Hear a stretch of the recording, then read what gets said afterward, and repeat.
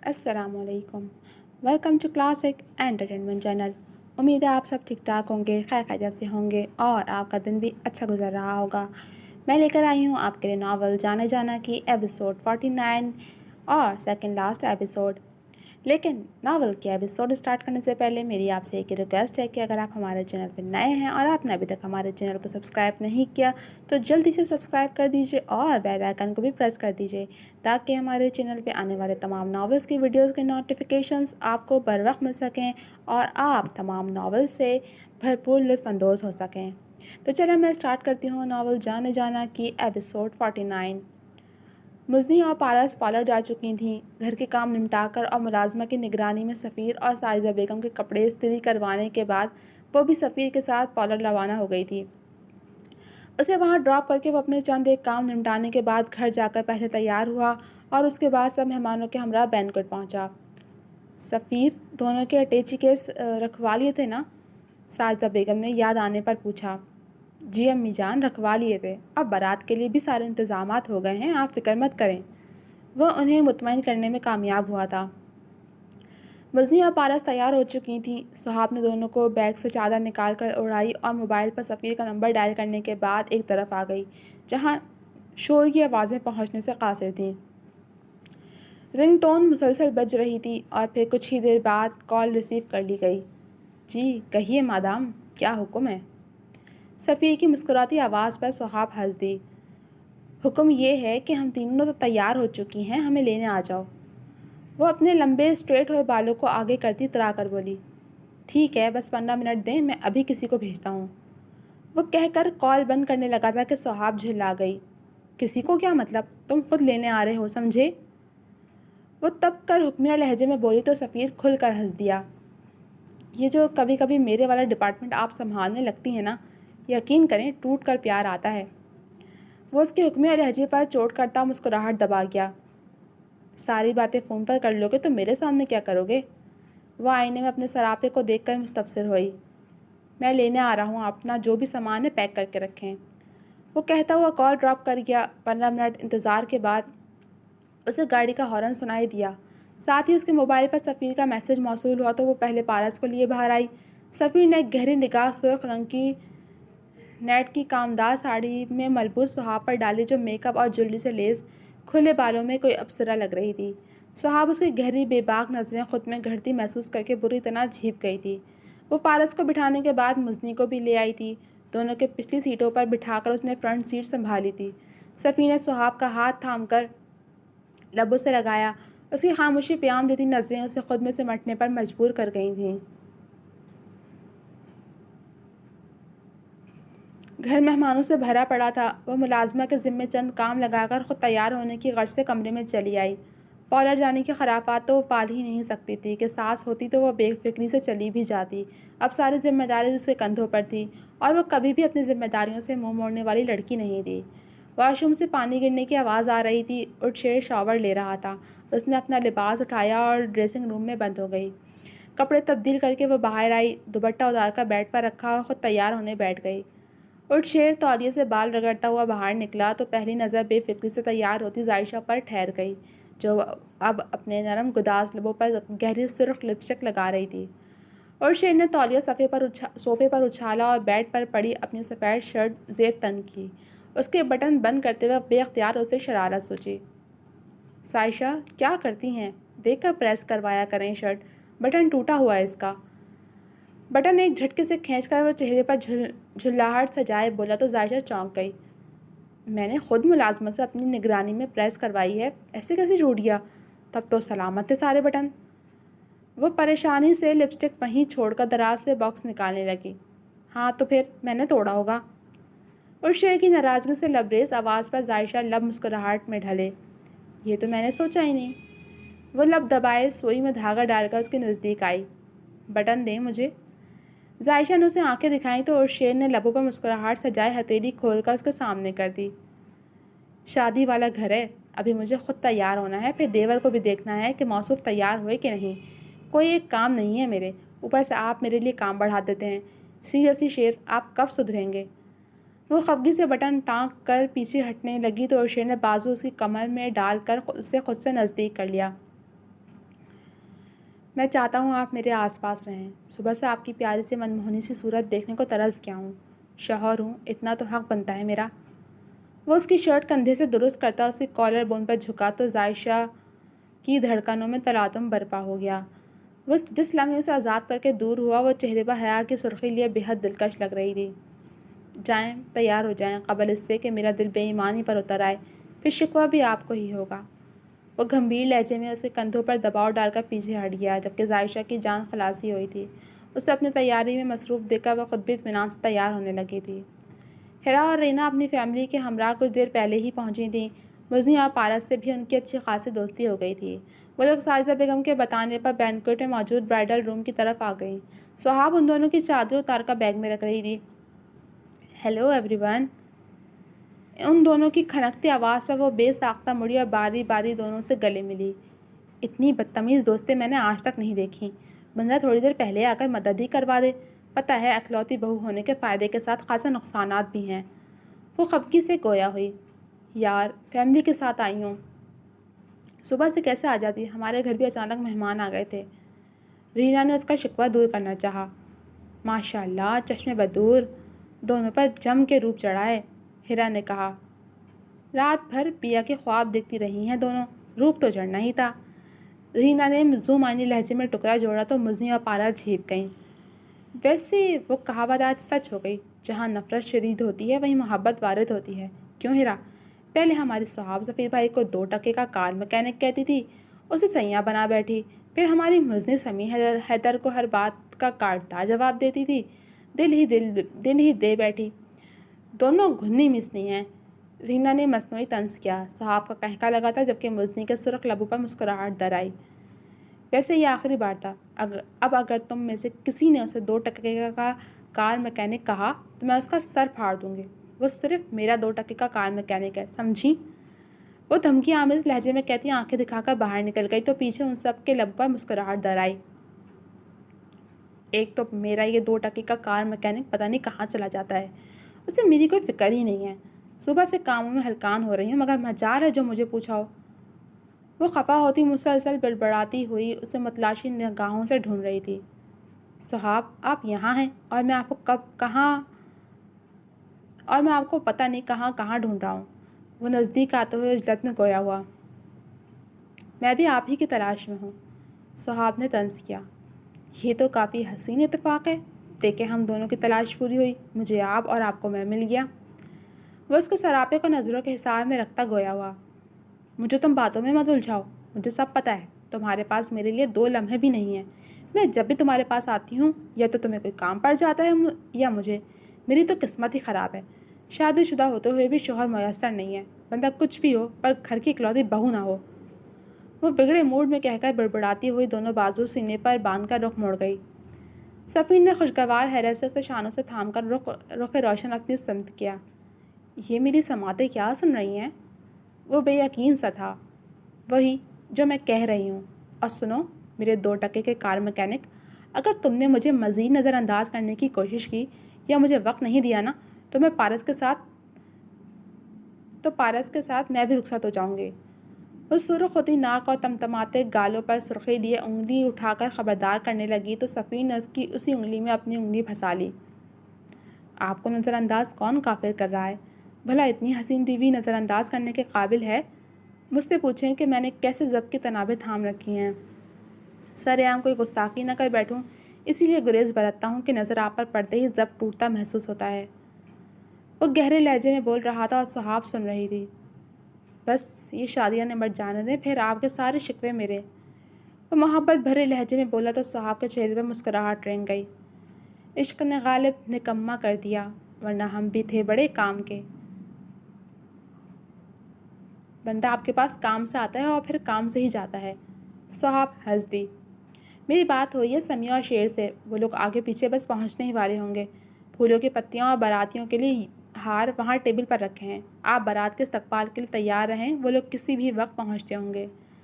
وہ اسے ہدایت دیتا عجلت میں پلٹ گیا تو وہ بھی مزنی اور ہیرا کی طرف بڑھ گئی۔ ماشاء اللہ ممی، دیکھیں سمی بھائی کتنے ہینڈسم اور کول لگ رہے ہیں۔ سمی حیدر کو دلہا بنے دیکھ کر روشنی نے سعدیہ بیگم کو مخاطب کیا۔ میرا بیٹا ہے ہی لاکھوں میں ایک۔ وہ بلائیں لینے لگی۔ روشنی سارا سامان گاڑی میں رکھوا دیا تھا نا یاد سے؟ انہوں نے استفسار کیا تو روشنی نے اس بات میں سر ہلا دیا۔ چلو شائنہ، پہلے ہی دیر ہو گئی ہے، بچوں سے بولو جلدی سے نکلیں۔ انہوں نے چھوٹی نان کو مخاطب کیا۔ بچہ تو تیار ہو کر نیچے جا چکی ہیں، میں گھر پر ہی رکوں گی، روشنی اکیلی ہے، آپ لوگ جائیں اور خیریت سے آئیے گا۔ انہوں نے متانت سے کہا تو وہ سمجھ کر سر ہلاتی ہوئی باہر نکل گئیں۔ سمیع نے حماس کی انگلی تھامی اور باہر نکل گیا۔ یہ کیسے عجیب رسم ہے بھابھی، میں تو سرما ڈال کر بھوت لگوں گا، عین ممکن ہے کہ آپ کی بہن مجھے دیکھ کر چیخ اٹھے۔ نورز کو سرمے والی رسم کا علم ہوا تو وہ بدک ہی گیا۔ ظاہرہ نے اسے آنکھیں دکھائیں۔ یہ رسم ہے، بھابھی دیور کو سرما لگاتی ہے اور بدلے میں دیور اسے نیک دیتا ہے۔ وہ اطمینان سے گویا ہوئی۔ صدمے سے نورز کا منہ کھل گیا۔ مطلب ایک تو میں اپنی آنکھیں کالی کرواؤں اور آپ کو اس کے پیسے بھی دوں؟ رہنے دے بھائی، میں خود ہی ڈال لوں گا۔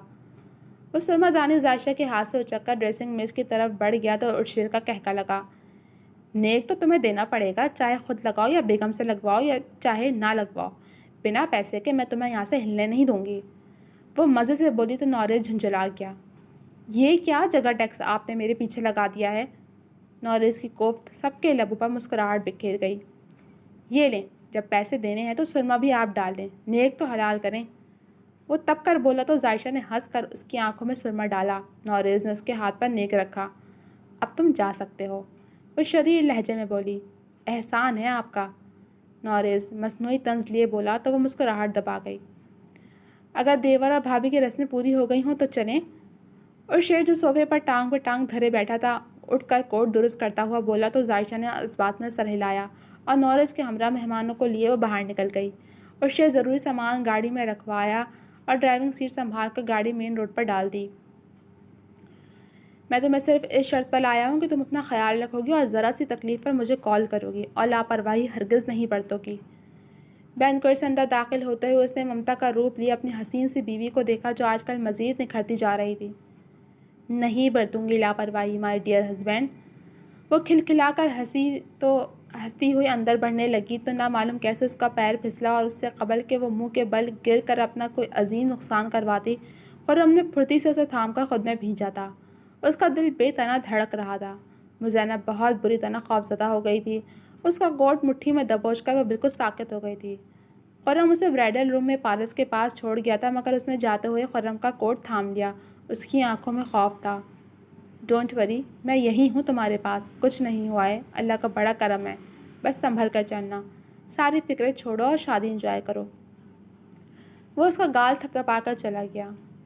تم دونوں تو ماشاءاللہ آج کل سے زیادہ پیاری لگ رہی ہو، مزینب بدقت مسکرائی۔ اتنی دیر کر دی آنے میں، ہمیشہ سب سے پہلے آپ پہنچنے والی آج آخر میں آئی ہے۔ پارس ناراضگی سے گویا ہوئی۔ شادی کے بعد زندگی بدل جاتی ہے اور ماں بننے پر تو اور بھی بہت سی تبدیلیاں آتی ہیں۔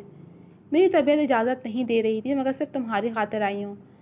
میکے سے اگر اب کوئی رشتہ ہے تو وہ تمہارے گھر سے ہے، میری اگر کوئی چھوٹی بہن ہوتی تو وہ تمہاری طرح ہوتی۔ وہ مسکرا کر بولی۔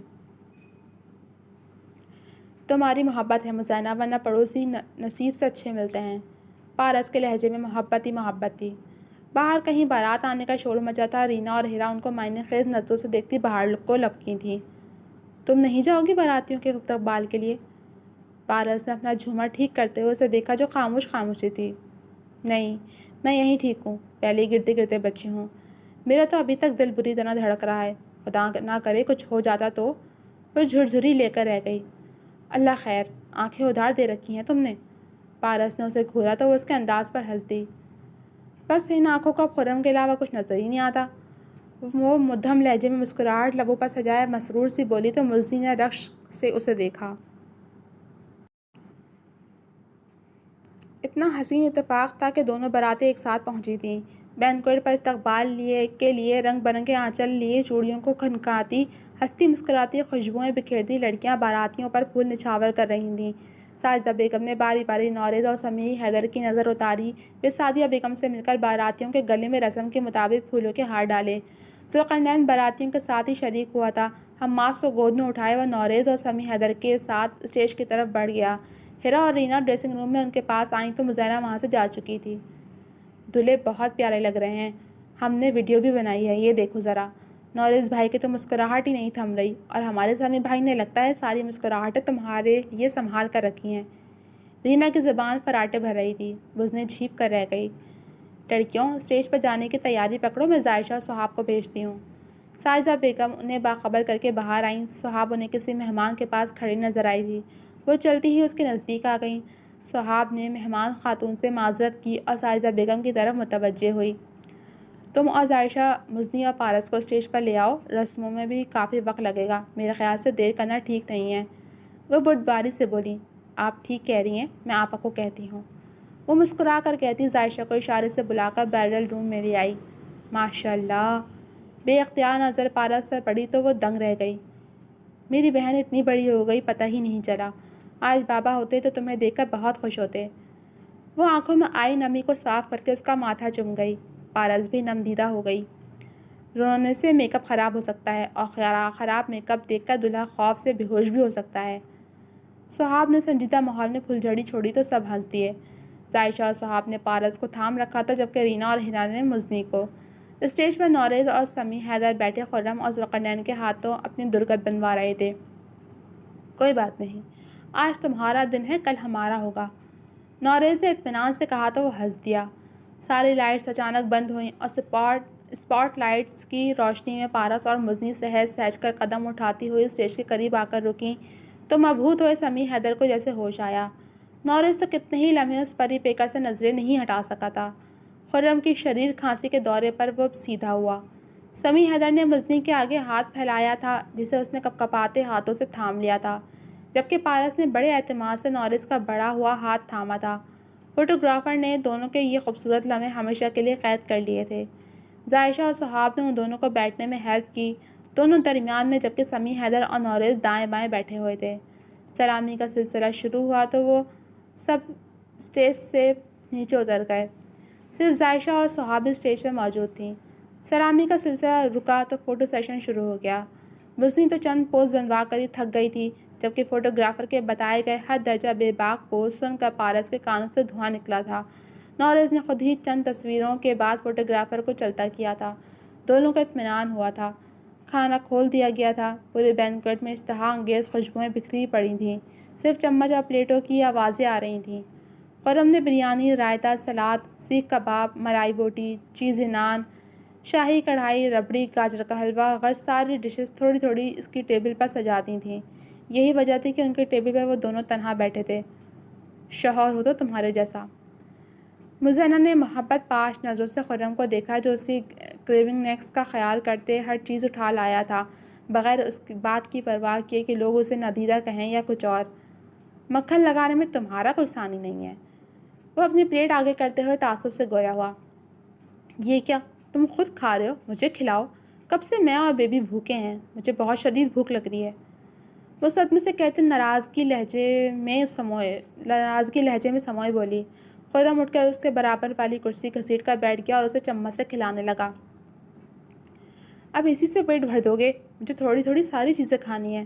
وہ سیخ کباب کھلاؤ رائتے کے ساتھ، اس کے بعد ملائی بوٹی تافتان کے ساتھ، پھر 2-3 چمچ گاجر کا حلوہ، اس کے بعد چیزی نان کا ایک نوالا، پھر ربڑی اور آخر میں شاہی کڑھائی۔ وہ اسے ٹوک کر ترتیب بتانے لگی۔ میٹھا اینڈ میں کھاتے ہیں۔ خرم نے اسے کھلاتے ہوئے نرمی سے اس کے لبوں سے ٹشو سے ذرات صاف کیے۔ میٹھا کھا کر دل متلی کرے گا، اسی لیے بیچ میں چٹپٹی ڈش کھاؤں گی۔ وہ مزے سے بولی تو خرم ہنس دیا۔ ٹھیک سے کھا کیوں نہیں رہی ہیں؟ صبح ناشتہ بھی نہیں کیا تھا۔ سفیر نے سامنے بیٹھی سہاب کو ٹوکا جو بے دلی سے بریانی میں چمچ چلا رہی تھی۔ میرا دل نہیں کر رہا۔ وہ بیزاریت سے بولی، اگر بتا دیتی کہ اس کی طبیعت صبح سے خراب ہے اور متلی ہو رہی ہے تو وہ اسے یوں تقریب انجوائے نہ کرنے دیتا۔ کچھ اور کھانا ہے، لا دوں؟ اب کہ وہ فکر مندی سے بولا تھا۔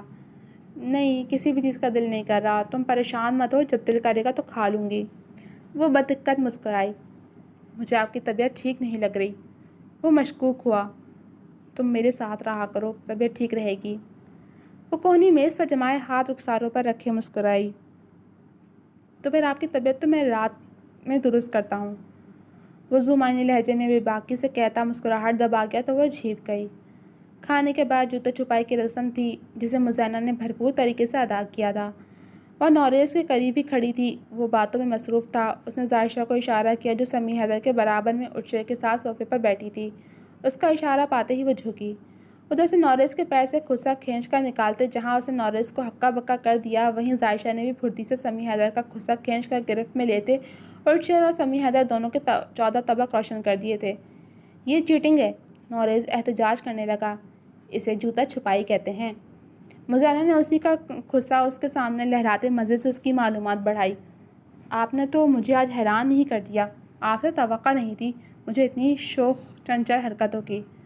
ارشد ہنس رہا تھا۔ پر مجھے اپنی بیوی سے پوری توقع تھی، خرم سرد آہ خارج کرتا ہوا بولا۔ بالآخر مزینہ کو دیکھ کر ہنس دیا۔ شکر تھا کہ وہ کچھ دیر قبل والا چھوٹا سا حادثہ بھول گئی تھی۔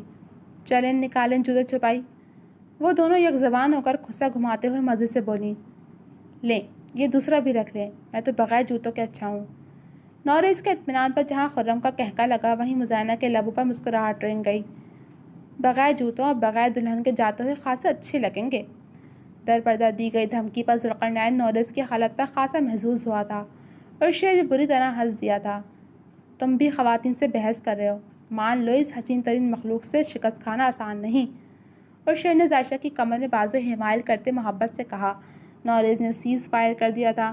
پھر جوتا چھپائی اور دودھ پلائی کی رسموں کے بعد یک لک رخصتی کا شور اٹھا۔ مزنی اور پارا سفیر اور ساجدہ بیگم کی ڈھیروں دعائیں آنچل میں سمیٹ کر قرآن پاک کے سائے تلے اس آنگن سے رخصت ہو گئیں۔ ساجدہ بیگم کی آنکھیں گرچہ بھیگی ہوئی تھیں مگر دل مطمئن تھا، وہ اپنے فرض سے سبکدوش ہو گئی تھیں۔ روشنی بے تابی سے سب کا انتظار کر رہی تھی۔ گاڑیوں کے ہارن اور شور کی آواز پر اس کی مسکراہٹ کھل گئی۔ وہ نیچے آئی اور دوسری طرف سے مزنی کو تھام کر لاؤنج میں بٹھایا۔ مجبوراً سمیع کو بھی بیٹھنا پڑا۔ اتنی رسموں کے بعد تو مزنی کا دل چاہا کہ وہ کہیں غائب ہو جائے۔ جسم تھکن سے چور تھا، کمر تختہ بن گئی تھی، اسے بے اختیار رونا آنے لگا۔ اس کی حالت پر ترس کھا کر روشنی نے مزید کوئی بھی رسم کرنے سے منع کر دیا تھا۔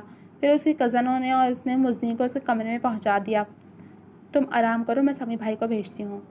روشنی کہہ کر کمرے سے نکل گئی تو وہ بیڈ کراؤن سے ٹیک لگا کر آنکھیں مون گئی۔ جس لمحے وہ کمرے میں داخل ہوا، مدھم روشنی اور گلاب کی بھینی بھینی خوشبو نے اس کا استقبال کیا تھا۔ وہ بھاری قدم اٹھاتا بیڈ پر اس کے قریب بیٹھا، وہ پلکیں گرائے آنکھیں موندے بے حد حسین لگ رہی تھی۔ سمیع کا دل چاہا ان پلکوں کی نرمی کو محسوس کرے۔ ہاتھ بڑھا کر اس نے پلکوں کو چھوا تو ڈر کے مارے اس کی آنکھ کھل گئی۔ پھر سمیع حیدر کو دیکھ کر وہ سیدھی ہوئی۔ میری زندگی میں آنے کا بہت شکریہ۔ اس کا حنائی ہاتھ تھام کر وہ لبوں سے لگا گیا۔ مزنی حیا سے سرخ پڑ گئی۔ شکریہ تو مجھے آپ کا کرنا چاہیے۔ آپ نے نہ صرف مجھے خود ترسی سے نکال کر میرا اعتماد بحال کیا بلکہ مجھے اتنے ڈھیر سارے رشتوں سے نوازا۔ میں خدا کے بعد آپ کا جتنا شکر کروں کم ہے۔ وہ مدھم لہجے میں نظر جھکائے گویا ہوئی۔ اتنا خشک انداز؟ سمیع ہنس دیا جبکہ اس کے لبوں پر خفیف سی مسکراہٹ در آئی تھی۔ پھر اس نے جیب سے مخملی ڈبیا نکال کر کھولی اور مزنی کی طرف بڑھائی۔ یہ آپ کی منہ دکھائی کا تحفہ، امید کرتا ہوں پسند آیا ہوگا۔ ہیرے کی نازک سی انگوٹھی دیکھ کر مزنی کی آنکھیں خیرہ ہو گئی تھیں۔ یہ بہت خوبصورت ہے۔ وہ مسمرائز ہو کر رہ گئی۔ میں آئے؟ سمیع نے اجازت چاہی تو وہ اپنا ہاتھ اس کی طرف بڑھا گئی۔ سمیع نے ڈبیا سے انگوٹھی نکال کر اس کی انگلی کی زینت بنا دی۔ Thank you so much for this wonderful gift. وہ انگوٹھی کو دیکھتی ہوئی بولی۔ آپ چینج کر لیں، بہت تھک گئی ہیں اور کل ولیمہ ہے۔ نیند پوری ہوگی تو کل تقریب میں فریش نظر آئیں گی۔ اس نے گھڑی اتار کر ڈریسنگ میز پر رکھی۔ مجھے نیند نہیں آ رہی، وہ تو بس یوں ہی آنکھ لگ گئی تھی۔ وہ گڑبڑا کر بولی اور تیزی سے بیڈ سے اتر کر اس کے نزدیک آئی۔ اسے یہ لگا کہ سمیع کو اس کا سونا برا لگا۔ روایتی دلہنوں کی طرح اسے اس کے استقبال کے لیے جاگتے رہنا چاہیے تھا، اور وہ مرد تھا، کچھ خواہشیں تو اس کی بھی تھیں۔ یہی مزنی کی سوچ تھی مگر سمیع حیدر اس کی بات پر مسکراہٹ دبا گیا۔ آپ کی آنکھیں چیخ چیخ کر نیند کو پکار رہی ہیں مزنی۔ وہ اسے شانوں سے تھام کر گویا ہوا۔ پتہ نہیں کیوں مجھے نیند آ رہی ہے۔ آئی ایم ریئلی سوری، میں نے ہماری یہ خوبصورت رات ڈسٹرائے کر دینی ہے۔ وہ روحان سی ہو گئی۔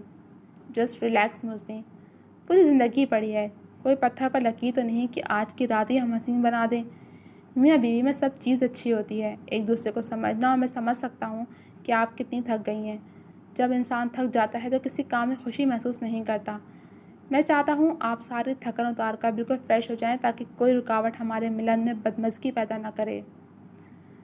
وہ دلکش لہجے میں کہتا مزنی کا دل موہ لے گیا۔ اس نے اپنے ہاتھ پر اس کا لمس محسوس کیا۔ بہت خوبصورت احساس تھا۔ ایک اچھا ہمسفر خدا کی نعمت ہوتا ہے اور آپ میرے لیے کسی نعمت سے کم نہیں ہیں۔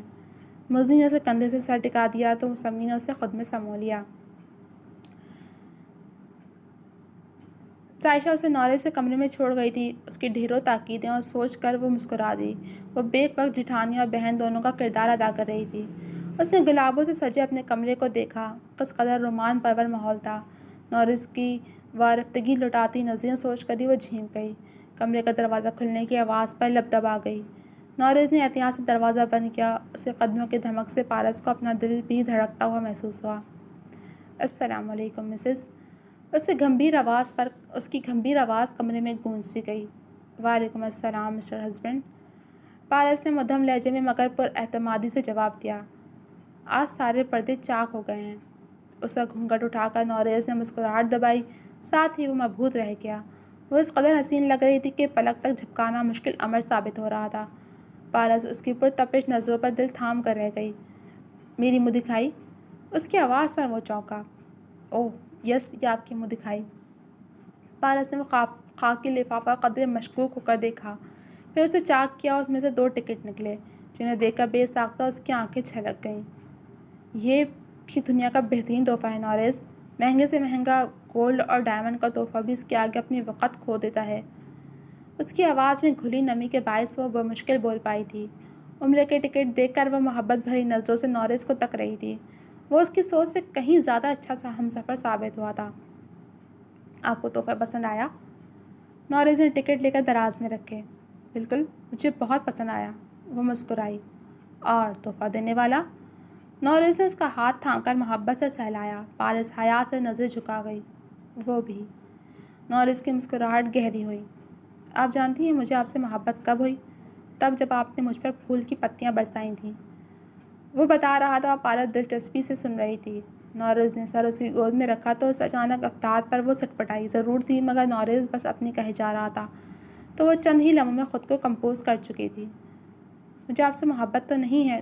ہاں، آپ اچھے لگتے ہیں۔ آپ کا انداز، فکر، مجھ سے باتیں کرنا مجھے اچھا لگتا ہے۔ ممکن ہے مجھے آپ سے جلد ہی محبت ہو جائے۔ وہ نظر جھکائے بول کر لب دبا گئی۔ آپ کو مجھ سے محبت کروانے کے لیے ابھی سے کوشش کرنی چاہیے، وہ زو معنی لہجے میں کہتا اٹھا۔ نرمی سے پارس کو کھینچا تو وہ دھان پان سے اس کے سینے سے آن ٹکرائی۔ آنے والے لمحوں کا سوچ کر اس کا دل زوروں سے دھڑکا تھا، جبکہ نورس کے لمس سے جسم میں سنسنی سے دوڑ گئی تھی۔ مہکتی رات میں چاندنی میں نہائے دونوں وجود ایک دوسرے میں گم ہو چکے تھے۔ کمرے میں صرف سانسوں کی زر و بم سنائی دے رہی تھی۔ جی تو جناب، اب تک کے لیے صرف اتنا ہی۔ کیسے لگی آپ کو یہ ایپیسوڈ؟ ناول اپنے اختتام کی جانب ہے۔ امید ہے آپ کو یہ ناول پسند آ رہا ہوگا۔ لاسٹ ایپیسوڈ جلدی آپ کے ساتھ آپ کے لیے لے کر حاضر ہوں گی۔ تب تک کے لیے مجھے اجازت دیجیے۔ اللہ حافظ۔